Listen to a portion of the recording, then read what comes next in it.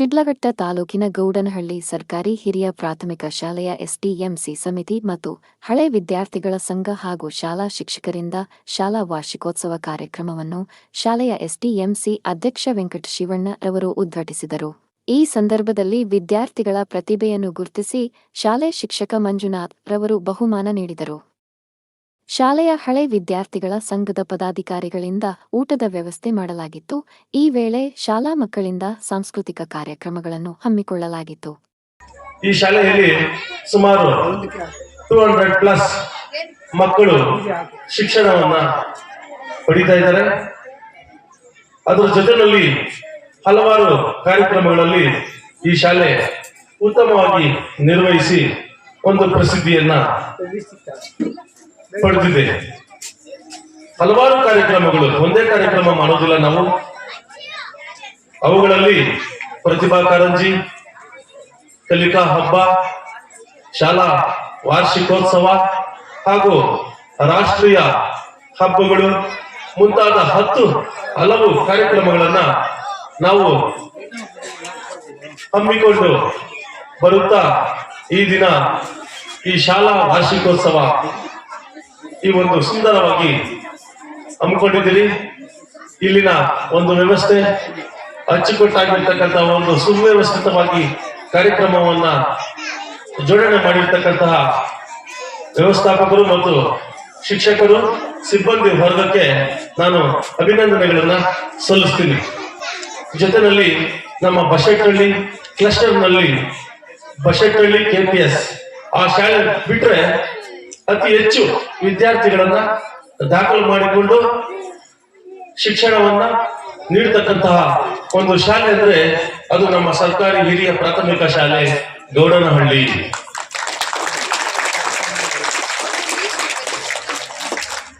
ಜೊತೆಗೆ ಇಲ್ಲಿನ ಮುಖ್ಯ ಶಿಕ್ಷಕರು ಮತ್ತು ಸಿಬ್ಬಂದಿ ವರ್ಗ ಏನಿದೆ ಆ ಒಂದು ತಂಡ, ನಿಜವಾಗ್ಲೂ ನಾನು ಅವರಿಗೆ ಅಭಿನಂದನೆಗಳನ್ನ ಸಲ್ಲಿಸ್ತೀನಿ.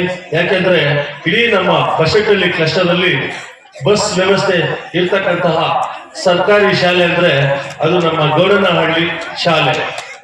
ಇವೆಲ್ಲ ಸುಮ್ಮನೆ ಆಗೋದಿಲ್ಲ, ಇದರ ಹಿಂದೆ ಶ್ರಮ ಇರ್ತೈತೆ. ನಾವ್ ಹೇಳ್ಬೋದು ಒಂದು ಮಾತಿಗೆ, ನಾವೊಂದು ಬಸ್ ವ್ಯವಸ್ಥೆ ಮಾಡಿಸಿ ಸುಮಾರು 10-15 ಹಳ್ಳಿಗಳಿಂದ ಮಕ್ಕಳನ್ನ ಕರೆತಂದು ಶಿಕ್ಷಣವನ್ನ ಉಚಿತವಾಗಿ ನೀಡ್ತಾ ಇದ್ದೀವಿ ಅಂತ. ಆ ಹೇಳೋದು ಬಹಳ ಸುಲಭ.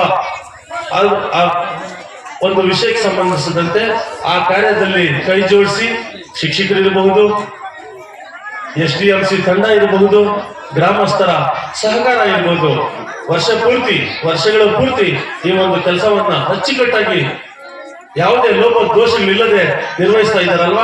ಅದಕ್ಕಾಗಿ ನಾನು ಎಲ್ಲರಿಗೂ, ಇಲ್ಲಿನ ಒಂದು ಸಿಬ್ಬಂದಿ ವರ್ಗಕ್ಕೆ ಮತ್ತು ಇಲ್ಲಿನ ಆಡಳಿತ SDMC ಏನಿದೆ ಆ ಒಂದು ತಂಡಕ್ಕೆ ಜೋರಾಗಿ ಚಪ್ಪಾಳೆಯನ್ನು ತಟ್ಟುವುದರ ಮೂಲಕ ಒಂದು ಅಭಿನಂದನೆಗಳನ್ನು ಸಲ್ಲಿಸಿ ಇನ್ನೂ ಹಲವಾರು ಯೋಜನೆಗಳನ್ನ ಈ ಶಾಲೆ ಹಮ್ಮಿಕೊಂಡು ಈ ಶಾಲೆಗೆ ದಾಖಲಾತಿ ಹೆಚ್ಚಿಸಿ ದಾಖಲಾಗ್ತಕ್ಕಂತಹ ಮಕ್ಕಳನ್ನ ಉತ್ತಮ ಶಿಕ್ಷಣವನ್ನ ನೀಡುವುದರ ಜೊತೆಗೆ ಮಾನವೀಯ ಮೌಲ್ಯಗಳನ್ನ ಮಕ್ಕಳಲ್ಲಿ ಬೆಳೆಸಲಿ, ಈ ಶಾಲೆ ಇನ್ನೂ ಉತ್ತಮವಾಗಿ ಉನ್ನತ ಒಂದು ಸ್ಥಾನಕ್ಕೆ ಹೋಗ್ಲಿ ಅಂತ ಬಯಸ್ತಾ ಇದ್ದೀನಿ. ಅನೇಕ ಅರ್ಜಿಗಳನ್ನ ಕೊಟ್ಟಿದ್ರು. ಉದ್ದೇಶ ಅವ್ರು ಹೇಳ್ತಿದ್ದೇನು ಅಂದ್ರೆ, ಗೌಡನಹಳ್ಳಿ ಸ್ಕೂಲಲ್ಲಿ ಒಂದು ಬಸ್ ಹಾಕ್ಬಿಟ್ಟಿದ್ದಾರೆ, ಎಲ್ಲ ಬಸ್ಗೆ ಹೋಗ್ತಾರೆ, ನಮ್ಮ ಹಳ್ಳಿಗಳಲ್ಲಿ ಬಸ್ ಸ್ಕೂಲ್ ಬಿಡ್ತಾ ಇದ್ದಾರೆ. ನನಗೆ ಅರ್ಜಿ ಕೊಟ್ಟಾಗ BO ಸಾಹೇಬ್ರ ಹತ್ರ ಮಾತಾಡ್ಕೊಂಡಿದ್ವಿ. BO ಸಾಹೇಬ್ರು ಒಂದು ಮಾತಾಡಿದ್ರು, ಬಸ್ಸಲ್ಲ ಏರೋಪ್ಲೇನ್ ಆಗಿದ್ರು ಹೋಗೋ ಮಕ್ಕಳು ಹೋಗೋದಿಲ್ಲ, ಎಲ್ಲಿ ಬಂಡವಾಳ ಇರುತ್ತೋ ಅಲ್ಲಿ ಮಕ್ಕಳು ಇರ್ತಾರೆ ಅಂತ ಹೇಳಿದ್ರು. ಅಂದರೆ ನಾನು ಬೇರೆ ಶಾಲೆಗಳನ್ನು ಖಂಡವಾಗಿ ಮಾತಾಡ್ತಾ ಇಲ್ಲ, ಗೌಡನಹಳ್ಳಿ ಶಾಲೆ ತುಂಬ ಉತ್ತಮವಾಗಿದೆ. ಇಲ್ಲಿರೋ ಶಿಕ್ಷಕರು ತುಂಬ ಉತ್ತಮವಾಗಿ ಕಾರ್ಯನಿರ್ವಹಿಸ್ತಾ ಇದ್ದಾರೆ. ಇದಕ್ಕೆ ಉದಾಹರಣೆ ಕೊಡಬೇಕು ಅಂದರೆ ನಮ್ಮ ಕೃಷ್ಣಪ್ಪ ಸರ್ ಹೇಳ್ತಾ ಇದ್ರು, ಪುಷ್ಟಿಯಲ್ಲಿ ಮೊದಲು, ಈಗ ಉತ್ತಮ SDMCಯಲ್ಲೂ ಮೊದಲು ಬಂದಿದೆ. ಇದು ಗೌರವ. ದಯವಿಟ್ಟು ಇದಕ್ಕೆಲ್ಲ ಚಪ್ಪಾಳೆ ತಟ್ಟಬೇಕಾಗ್ತದೆ. ನಮ್ಮ ಜಿಲ್ಲೆಯಲ್ಲೇ ಉತ್ತಮ SDMC ಹೊಂದಿರುವಂಥ ಶಾಲೆ ಅಂತ ಒಂದು ಗೌರವವನ್ನು, ಒಂದು ಪದಕವನ್ನು ನೀಡಿದ್ದಾರೆ. ಇದಕ್ಕೆ ಕಾರಣ ಈ ಗೌಡನಹಳ್ಳಿ ಶಾಲೆ SDMC ಸದಸ್ಯರು. ಅವರಿಗೆ ನಾನು ವೈಯಕ್ತಿಕವಾಗಿ ಧನ್ಯವಾದಗಳನ್ನು ಅರ್ಪಿಸ್ತಾ ಇದ್ದೀನಿ. ಅವರು ಈ ಶಾಲೆಗೆ ಇದೇ ರೀತಿಯ ಸಹಕಾರವನ್ನು ನೀಡಿ. ಯಾಕಂದರೆ ನಾನು ಈ ಕ್ಲಸ್ಟರ್ನಲ್ಲಿ CRP ಆಗಿದ್ದಾಗ ವಿಶ್ವಪ್ಪನವರು ಅವಾಗಲೂ ಅಧ್ಯಕ್ಷರಿದ್ದರು. ಅವ್ರಿಗೆ ಎಷ್ಟೊಂದು ಕಾಳಜಿ ಅಂದರೆ ಶಾಲೆಯಲ್ಲಿ ನಾನು ನೋಡ್ತಾ ಇರ್ತೀನಿ, ಮೊನ್ನೆ ಬಂದಿದ್ದೆ, ಅವ್ರ ಅಧ್ಯಕ್ಷರೊಂದಿಗೆ ಮಾಡಿಬಿಟ್ಟು ಎಲ್ಲ ಶಾಲೆ ಕೆಲಸಗಳೆಲ್ಲ ಪೈಪ್ ಹಾಕೋದಂತೆ, ಅಲ್ಲಿ ಏನಾದರೂ ಗುಡಿ ಬಿಚ್ಚಿದಂತೆ ಮುಚ್ಚೋದಂತೆ. ನಿಜವಾಗ್ಲೂ ಅವ್ರಿಗೆ ಹ್ಯಾಟ್ಸಪ್ ಹೇಳ್ತೀನಿ ನಾನು. ತುಂಬ ಶಾಲೆ ಬಗ್ಗೆ ವಿಶೇಷ ಆಸಕ್ತಿಯನ್ನು ಹೊಂದಿರ್ತಾರೆ. ಇಂಥ ಅಧ್ಯಕ್ಷರು ಎಲ್ಲ ಶಾಲೆಗಳಲ್ಲಿ ಸಿಗೋದಿಲ್ಲ. ಅವರಿಗೆ ವಿಶೇಷವಾಗಿ ವಂದನೆಗಳನ್ನು ಸಲ್ಲಿಸ್ತೀನಿ. ಹಾಗೆ ನಾನು ಮೊನ್ನೆ ಯಾವುದೋ ಕೆಲಸಕ್ಕೆ ಬಂದಿದ್ದೆ, 7ನೇ ಕ್ಲಾಸಲ್ಲಿ ಹೋಗಿ ಕ್ಲಾಸ್ ತಗೊಂಡಿದ್ದೆ. 7ನೇ ಕ್ಲಾಸಲ್ಲಿ ಜ್ಞಾಪಕ ಇದೆಯಮ್ಮ? 7ನೇ ಕ್ಲಾಸ್ ಅವ್ರಿಗೆ ಮಕ್ಕಳು ತುಂಬ ಚೆನ್ನಾಗಿ ಪ್ರಶ್ನೆಗಳು ಕೇಳಿದಾಗ ಉತ್ತರ ಕೊಟ್ಟರು. ಆ ಮಕ್ಕಳು ಚೆನ್ನಾಗಿ ಪ್ರಶ್ನೆಗಳಿಗೆ ಉತ್ತರ ಕೊಡ್ತಾರೆ ಅಂದರೆ ಶಿಕ್ಷಕರು ಮಕ್ಕಳಿಗೆ ಚೆನ್ನಾಗಿ ಹೇಳ್ಕೊಡ್ತಿದ್ದಾರೆ ಅಂತ ಅರ್ಥ. ಅದಕ್ಕೆ ಈಗಿರುವಂತಹ ನಮ್ಮ DC ಸಾಹೇಬರು ಪ್ರಭು ಅಂತ ಹೇಳಿದ್ದೀರಾ, ಜಿಲ್ಲಾಧಿಕಾರಿಗಳು ಪ್ರಭು ಅಂತ ಹೇಗಿದ್ದಾರೆ. ನಮ್ಮ ಚಿಕ್ಕಬಳ್ಳಾಪುರ ಜಿಲ್ಲೆಯ ಜಿಲ್ಲಾಧಿಕಾರಿ ಪ್ರಭು ಅಂತ, ಅವರು ನಮ್ಮ ಶಿಕ್ಷಣದ ಬಗ್ಗೆ ವಿಶೇಷವಾದ ಒಂದು ಆಸಕ್ತಿಯನ್ನು ಹೊಂದಿದ್ದಾರೆ.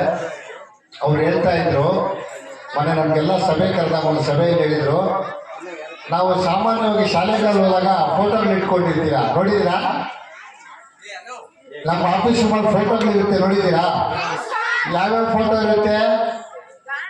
Very good. ಗಾಂಧೀಜಿ ಫೋಟೋ ಇರುತ್ತೆ, ಭಗತ್ ಸಿಂಗ್, ಅಂಬೇಡ್ಕರ್, ಸುಭಾಷ್ ಚಂದ್ರ ಬೋಸ್, ವೆರಿ ಗುಡ್, ಸಂತೋಷ. ಈ ಥರ ಫೋಟೋಗಳೆಲ್ಲ ನಮ್ಮ ಆಫೀಸ್ ರೂಮಲ್ಲಿ ಹಾಕ್ಕೊಂಡಿರ್ತೀವಿ. ನಮ್ಮ DC ಸಾಹೇಬ್ರು ಹೇಳಿದರು, ಅವ್ರದ್ದೊಂದು ರೂಮ್ ಇದೆಯಂತೆ, ಅವ್ರ ರೂಮಲ್ಲಿ ಒಂದು ಪಾರ್ಥಸಾರಥಿ ಅಂತ ಅಂತೆ ಅವ್ರದ್ದೊಂದು ಫೋಟೋ ಇದೆಯಂತೆ, ಇನ್ನೊಂದು ವೇಣುಗೋಪಾಲ್ ಅಂತ ಒಂದು ಫೋಟೋ ಇದೆಯಂತೆ, ಇನ್ನೊಂದು ಹೆಸರನ್ನ ಮರೆತೆ ಗೋಪಾಲಕೃಷ್ಣನ ಹೇಳಿದ್ರು, 3 ಫೋಟೋ ಇದೆ ಅಂದರು. ನಮಗೆ ಆಶ್ಚರ್ಯ ಆಯಿತು. ನಮ್ಮ ಅಂಬೇಡ್ಕರು, ಮಹಾತ್ಮ ಗಾಂಧಿ ಅವರು ಇವ್ರು ಯಾರಪ್ಪ ಅಂತ. ಅವ್ರು ಹೇಳ್ತಿದ್ರು, ಆ ಪಾರ್ಥಸಾರಥಿ ಅನ್ನೋರು 1ನೇ ಕ್ಲಾಸಲ್ಲಿ ಪಾಠ ಹೇಳ್ತಿದ್ರು ಮೇಷ್ಟ್ರಂತೆ, ಆಯ್ತಾ? ಆಮೇಲೆ ವೇಣುಗೋಪಾಲ್ ಅಂತ ಹೈಸ್ಕೂಲಲ್ಲಿ ಇರುತ್ತೆ, ಮ್ಯಾಥ್ಸ್ ಮೇಷ್ಟ್ರು ಅವರಂತೆ. ಇನ್ನೊಂದು ಹೆಸರು ಹೇಳಿದೆ, ಚಂದ್ರಶೇಖರ್ ಏನೋ, ಅವರು ಕಾಲೇಜಲ್ಲಿ ಇರುತ್ತೆ. ಅವ್ರ ಫೋಟೋಗಳೆಲ್ಲ ಅವ್ರ ರೂಮಲ್ಲಿ ಹಾಕ್ಕೊಂಡಿದ್ದಾರಂತೆ ಅವರು. ಅಂದರೆ ನೀವು ಅಷ್ಟೇ, ಯಾವ್ಯಾವ ಟೀಚರ್ ಎಷ್ಟು ಚೆನ್ನಾಗಿ ಹೇಳ್ತಾರೆ, ಅವ್ರ ಟೀಚರ್ನ ನೀವು ಹೆಣ್ಮಕ್ಳಿಗೆ ಮದುವೆ ಆದಾಗ ನಿಮ್ಮ ಮಕ್ಳಿಗೆ ಹೇಳ್ತೀವಿ, ನಮಗಿಂತ ಮಾಸ್ಟರ್ಗಳು, ನಮಗಿಂತ ಮಿಸ್ ಇದ್ರು ಅಂತ. ಅಂದರೆ ಅಂಥ ಮಿಸ್ಗಳು, ಅಂಥ ಮಾಸ್ಟರ್ಗಳು ನಾವು ಆಗಲಿ ಅಂತ ನನಗೂ ಒಂಥರ ಆಸೆ. ಆದರೆ ನಾನು ಆ DC ಸಾಹೇಬ್ರು ಕೇಳಿದಾಗ, ನಮ್ಮ 1ನೇ ಕ್ಲಾಸಲ್ಲಿ ಮುರುಗಮ್ಮ ಅಂತ ಮೇಡಮ್ ಇದ್ರು, ನನಗೆ ತುಂಬ ಇಂಟ್ರೆಸ್ಟು. ಅವ್ರು ಹೇಳಿದ ಮೇಲೆ ನಾನು ಅವರು ನಮ್ಮ ಹೈಸ್ಕೂಲ್ ಮಾಸ್ಟರ್ಗೊಬ್ಬರದು ರಾಮಸ್ವಾಮಿ ಅಂತ, ನಮಗೆ PUCಯಲ್ಲಿ ಪಾರ್ಥಸಾರಥಿ ಅಂತಿದ್ರು. ಅವ್ರು 3 ಜನ ಫೋಟೋಗಳು ಎತ್ಕೊಂಡೋಗಿ ನಾನು ನನ್ನ ರೂಮಲ್ಲಿ ಹಾಕ್ಕೊಂಡಿದ್ದೀನಿ. ನನಗಂತೂ ಹೆಮ್ಮೆ ಅನ್ನಿಸ್ತದೆ. ನೀವು ಅಷ್ಟೇ ಮುಂದೆ ನಿಮ್ಮ ಮನೆಗಳಲ್ಲಿ, ನಿಮ್ಮ ರೂಮ್ಗಳಲ್ಲಿ ನಮ್ಮ ಮೇಡಮ್ ಅವ್ರ ನಮ್ಮ ಸಾರ್ ಅಂತ ಅವ್ರ ಫೋಟೋಗಳು ಇಟ್ಕೊಳ್ಳಿ ಅಂತ ಆಸೆ ಪಡ್ತೀನಿ. ಇಟ್ಕೊಳ್ಳಿ, ಹೂವಿನ ಹತ್ರ ಮಾತ್ರ ಹಾಕೊಂಡು ಹೋಗ್ಬೇಡಿ, ಹಾರ ಹಾಕೋಬೇಡಿ, ಸರಿನಾ? ಅದೊಂದು ಆಸೆ. ಇನ್ನೊಂದು ಏನು ಅಂದರೆ, ನಾವು ಶಿಕ್ಷಣ ಸಿಬ್ಬಂದಿ ವರ್ಗ, ನನ್ನ ಸಹ ಶಿಕ್ಷಕರ ಬಳಗ ಸಂಪೂರ್ಣವಾದ ಸಹಕಾರ ನೀಡ್ತಾ ಇರ್ತಕ್ಕಂಥದ್ದು ಮತ್ತೊಂದು ಹೆಮ್ಮೆ.